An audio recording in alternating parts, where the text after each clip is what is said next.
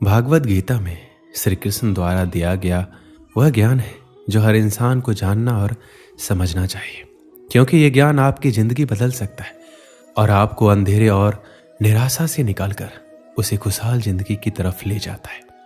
भगवान श्री कृष्ण भागवत गीता में कहते हैं, मनुष्य का शरीर एक रथ के भांति है, जैसे आंख, कान, नाक, जीव और त्वचा आदि इन इंद्रियों घोड़ों को जो सारथी चलाता है, वो सारथी ही हमारा मन है और उस रथ में बैठा हुआ स्वामी वही हमारी आत्मा है। मनुष्य की इंद्रियां विषयों की ओर आकर्षित होती रहती है और ये सब तभी तक ही हो सकता है जब तक जीवात्मा अपने मन को काबू में ना लाए। जब तुम स्वयं मन के अधीन ना रहकर अपने मन को अपने अधीन कर लोगे तो वही मन एक अच्छे सारथी की तरह तुम्हारे शरीर रूपी रथ को सीधे प्रभु के चरणों में ले जाएगा। यदि मन तुम्हारा स्वामी है और तुम उसके अधीन हो तो वो तुम्हें माया के बंधन में जकड़ता रहेगा, और जब तुम अपने मन पर काबू पा लोगे और उसके स्वामी हो जाओगे तो वही मन तुम्हें मोक्ष के द्वार तक ले जाएगा। श्री कृष्ण द्वारा भागवत गीता में जो हमें सीख मिलती है वह है, फल की आशा मत करो बल्कि कर्म करो। भागवत गीता में भगवान श्री कृष्ण अर्जुन को समझाते, हे अर्जुन, इस संसार के सभी मनुष्य को, सभी प्राणियों को हमेशा कर्म करते रहना चाहिए और फल की आशा कभी नहीं करनी चाहिए, क्योंकि फल की प्राप्ति उसके हाथ में नहीं होती, लेकिन कर्म उसके हाथ में होता है। और जो व्यक्ति समर्पण भाव से अपना कर्म करता है उसे फल देने के लिए मैं तो बैठा हुआ हूं, इसलिए हमेशा कर्म करते जाओ। फल की उम्मीद ना करें, क्योंकि फल की उम्मीद करने से आप अपने कर्म पे ध्यान नहीं दे पाएंगे। कर्म करने वाला व्यक्ति आज नहीं तो कल जरूर सफल होता है, लेकिन अकर्मण्य व्यक्ति जीवन में कभी भी सफल नहीं हो पाता। इसलिए अगर आप सफल होना चाहते हैं तो अपने कर्म पर पूरा ध्यान देने की जरूरत है और हमेशा से ही अच्छे कर्म करने चाहिए, जिससे आपको अच्छे फल की प्राप्ति हो। अगर कर्म करने के बावजूद आपको अपने मनचाहे फल की प्राप्ति नहीं हो पा रही है तो कभी भी निराश नहीं होना चाहिए, बल्कि श्री कृष्ण पे भरोसा कर आगे बढ़ने की चेष्टा करते रहना चाहिए। यकीन मानिए, भगवान आज नहीं तो कल आपको सफल, समृद्धि और आपके कर्मों का सही फल जरूर देंगे। हमेशा हमें अपने धर्म के अनुसार कर्म करना चाहिए, अर्थात यदि कोई बच्चा विद्यार्थी है तो उसे पढ़ने में ही ध्यान देना चाहिए। सैनिकों को अपने देश की रक्षा, राजा को अपने प्रजा की रक्षा, माता पिता को अपने संतानों को प्रेम, बच्चों को अपने बूढ़े माँ बाप की सेवा तथा शासक को शासन करना चाहिए।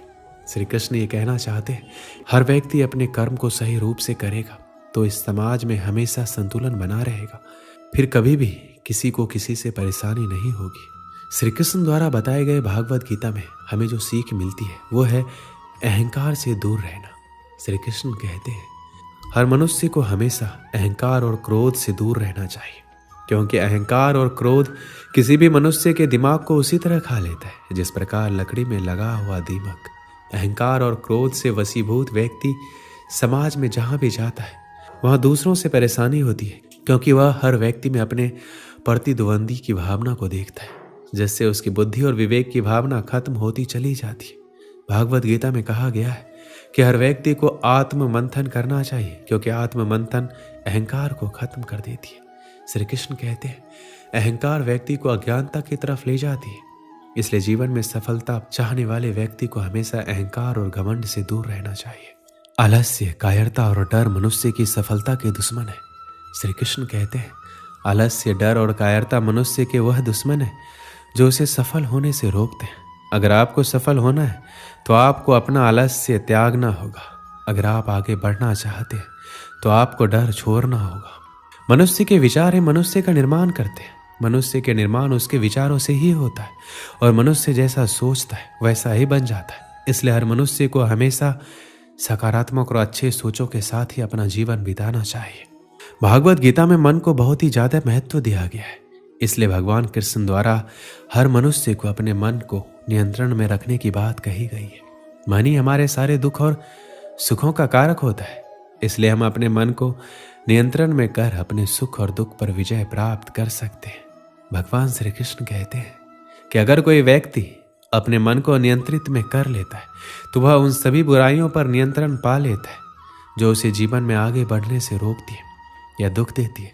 इसलिए अपने मन को हमेशा अपने नियंत्रण में रखना चाहिए। उसे कभी भी किसी भी चीज से विचलित नहीं होने देना चाहिए।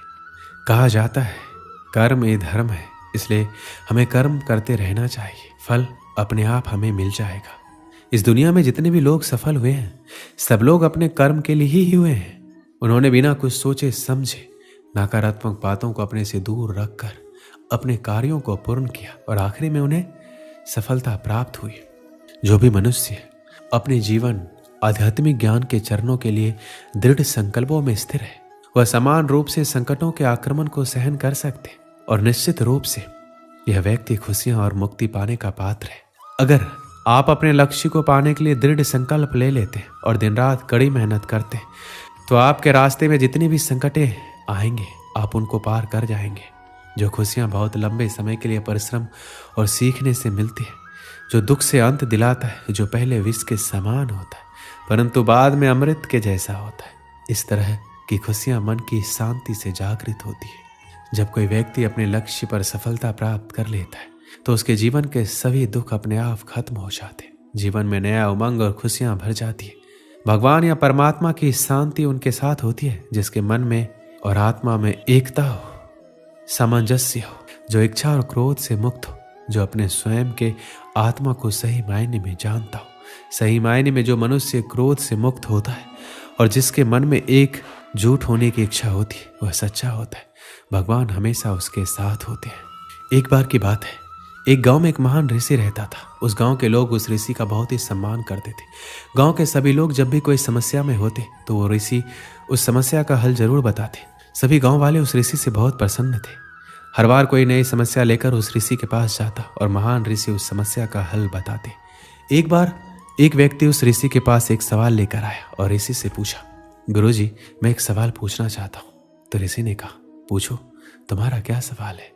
तो व्यक्ति कहता है, मैं खुश कैसे रह सकता हूँ? मेरी खुशी का राज क्या है? तभी ऋषि ने जवाब दिया, इसका जवाब पाने के लिए तुम्हें मेरे साथ जंगल में चलना होगा। कुछ समय बाद वह व्यक्ति खुशी का राज जानने के लिए ऋषि के साथ जंगल में जाने के लिए निकल लेता है और दोनों जंगल में जाते हैं। तभी रास्ते में एक बड़ा पत्थर आता है और ऋषि उस पत्थर को अपने साथ लेने के लिए उस व्यक्ति को कहता है। वह व्यक्ति ऋषि के आदेश को मानते हुए उस पत्थर को अपने हाथों में उठा लेता है।